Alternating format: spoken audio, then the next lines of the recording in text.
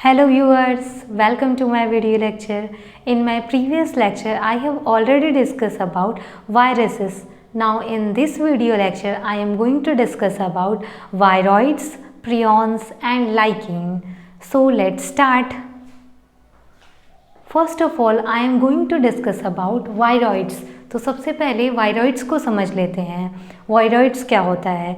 जैसे कि मैं पहले ही बता चुकी हूँ, इसके पहले की वीडियो में बता चुकी हूँ कि जो वायरस होता है उसमें सेंटर में एक न्यूक्लिक एसिड होता है, यानी कि सेंटर में न्यूक्लिक एसिड जो प्रेजेंट होता है वो आरएनए फॉर्म में या फिर तो डीएनए फॉर्म में, दोनों में से किसी फॉर्म में वायरसेस में बीच में एक न्यूक्लिक एसिड प्रेजेंट होता है और उसके चारों तरफ एक प्रोटीन की कवरिंग प्रेजेंट होती है जिसको कि हम लोग कहते हैं capsid.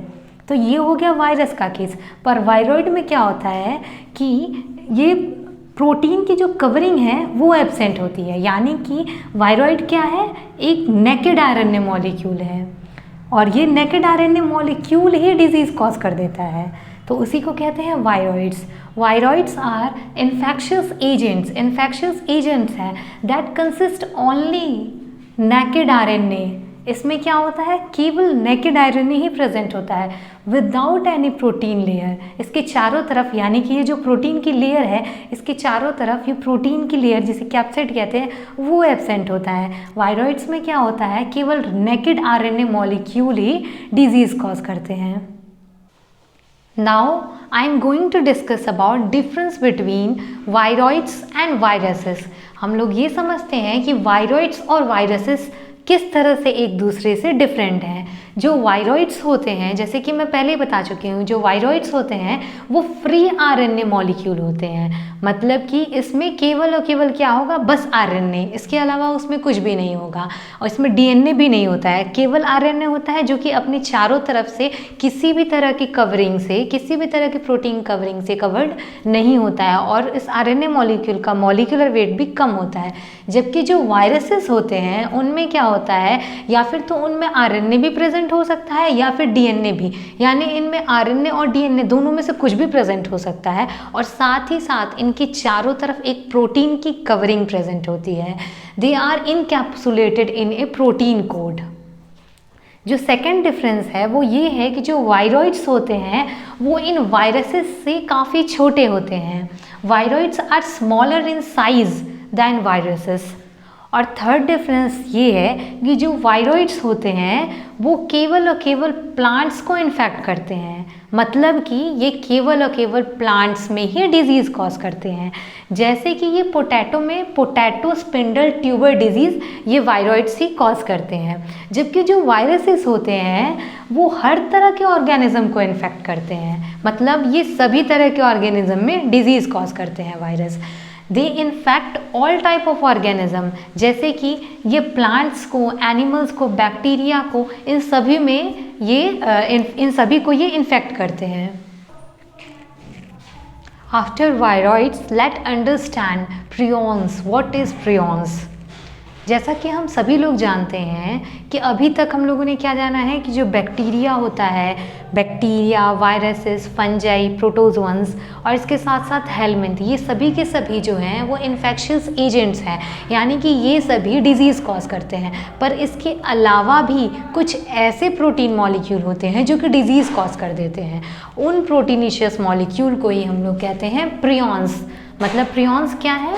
Prions are proteinaceous molecules that cause disease in human being and other animals। मतलब कि जो prions होते हैं वो प्रोटीन के मॉलिक्यूल्स होते हैं जो कि ह्यूमन बींग और अदर एनिमल में डिजीज़ कॉज कर देते हैं। ये जो prions डिजीज़ कॉज करते हैं वो बहुत ही रेयर डिजीज़ है और ज़्यादातर जो डिजीज़ है वो नर्वस सिस्टम से ही रिलेटेड डिजीज़ है, जैसे कि ये बोवाइन स्पॉन्जिफॉर्म इंसेफेलोपैथी, जिसको कि हम लोग काउ मैट डिजीज़ कहते हैं, ये कैटल्स में कॉज करते हैं। इसके अलावा ये शिप और गोट में स्क्रैपीज डिजीज़ कॉज करते हैं और ह्यूमन बीइंग में ये कुरू डिजीज़, जैसे कि लाफिंग डेथ और या फिर कर्ट्ज़फेल्ड-जैकब डिजीज़ कॉज करते हैं। Now let understand the last topic of this chapter, that is lichen. जो लाइकेन होता है वो प्लांट्स का एक ऐसा ग्रुप होता है जिसमें कि दो कंपोनेंट्स प्रेजेंट होते हैं। जो फर्स्ट कंपोनेंट है उसे कहते हैं एल्गल कंपोनेंट और जो सेकंड कंपोनेंट है उसे कहते हैं फंगल कंपोनेंट। तो जो ये एल्गल कंपोनेंट होता है उसको हम लोग कहते हैं फाइकोबियॉन्ट्स और जो ये फंगल कंपोनेंट होता है उसको कहते हैं माइकोबियॉन्ट्स। ये इस लाइकेन में जो एल्गल कंपोनेंट होता है उसमें मेनली ग्रीन एल्गी या फिर तो साइनोबैक्टीरिया प्रेजेंट होते हैं और फंगल कंपोनेंट में मेनली एस्कोमाइसिटीज़ या बेसिडियोमाइसिटीज़ के मेंबर प्रेजेंट हो सकते हैं। ये जो एल्गल कंपोनेंट है और फंगल कंपोनेंट वो एसोसिएशन के फॉर्म में रहते हैं। इसके एसोसिएशन को कहते हैं हम लोग सिम्बायोटिक एसोसिएशन और क्योंकि इस एसोसिएशन में रह करके ये दोनों के दोनों कंपोनेंट यानी कि एल्गी और फंजाई ये दोनों एक दूसरे को बेनिफिट देते हैं, इसीलिए इस सिम्बायोटिक एसोसिएशन को हम लोग कहते हैं म्यूचुअलिज्म।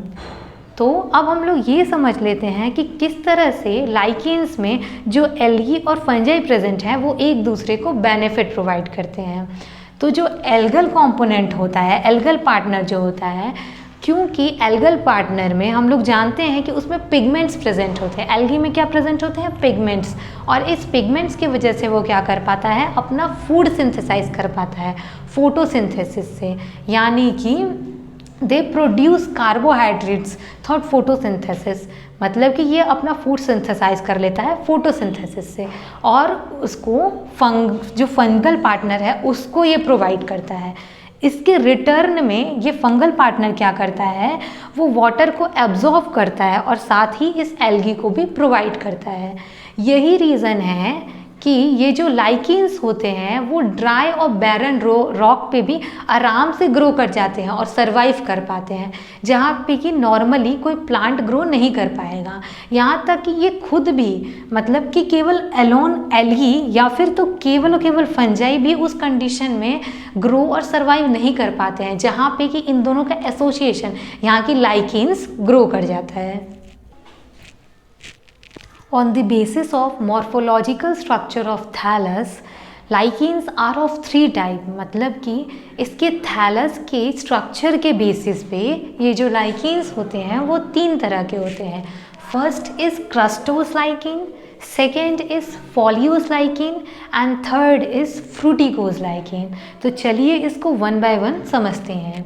जो क्रस्टोस लाइकेन होता है वो क्रस्ट के फॉर्म में रहता है, अकर एज क्रस्ट, ये क्रस्ट के फॉर्म में रहता है और ये पार्शियली या फिर कंप्लीटली जो सबस्ट्रेटम है उसके साथ इम्बेडेड रहता है, यानी कि जो क्रस्टोस लाइकेन होता है वो अपने सबस्ट्रेटम के साथ पार्शियली या फिर कंप्लीटली इम्बेडेड होता है।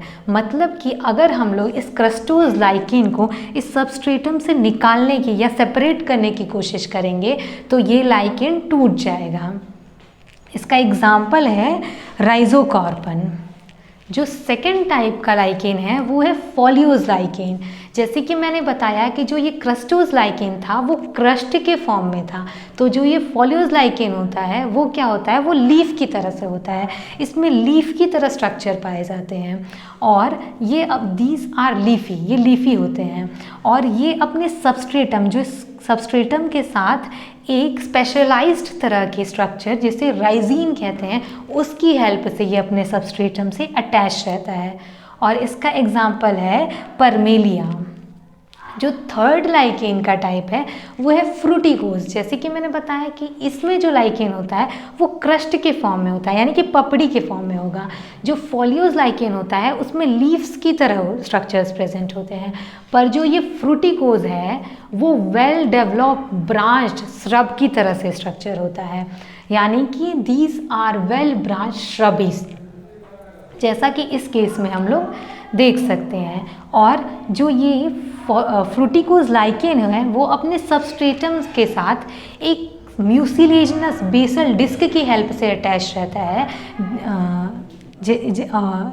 रहता है और इसका एग्जाम्पल है Cladonia. Now let understand how the lichens are reproduce, कि लाइकेन्स में रिप्रोडक्शन कैसे होता है। जो lichens reproduce by 3 means.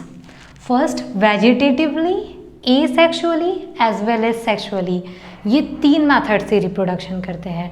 Vegetative में भी ये फ्रेगमेंटेशन से रिप्रोडक्शन करते हैं।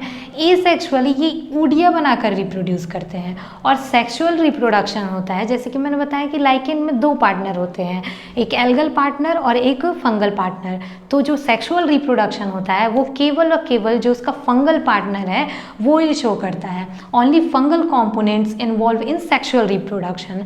और इसमें जो ये फंगल पार्टनर होता है वो सेक्सुअल रिप्रोडक्शन या तो एस्कोस्पोर बना करके या फिर वेसिडियोस्पोर बना करके सेक्सुअली रिप्रोडक्शन करता है। After reproduction, let's understand one more important thing about these lichens. These lichens are considered as pollution indicator. मतलब कि इन lichens को pollution का indicator माना जाता है। समझते हैं कि इसको pollution का indicator क्यों कहते हैं? क्योंकि ये जो lichens होते हैं वो air pollution के प्रति बड़े ही sensitive होते हैं। Lichens are very sensitive to the air pollution, मतलब एयर पॉल्यूशन से ये बहुत सेंसिटिव होते हैं। मान लो अगर किसी एरिया में ये लाइकेन्स का नंबर बहुत ज़्यादा है, अगर उस एरिया में धीरे धीरे पॉल्यूशन इंक्रीज़ करने लगे तो धीरे धीरे जो ये लाइकेन्स प्रेजेंट हैं इस एरिया में जिनका नंबर बहुत ज़्यादा है वो धीरे धीरे ग्रेजुअली इनका नंबर डिक्रीज़ करता जाएगा, इनका नंबर कम होता जाएगा और लास्ट में ये ख़त्म हो जाएंगे। यही रीज़न है कि ये जो लाइकेन्स होते हैं वो सिटीज़ और इंडस्ट्रियल एरियाज़ में एब्सेंट होते हैं। This is the reason that the lichens are absent in cities and industrial areas. This is all about the lichen. If this video is helpful for you, then please like, share and subscribe my channel. Thank you.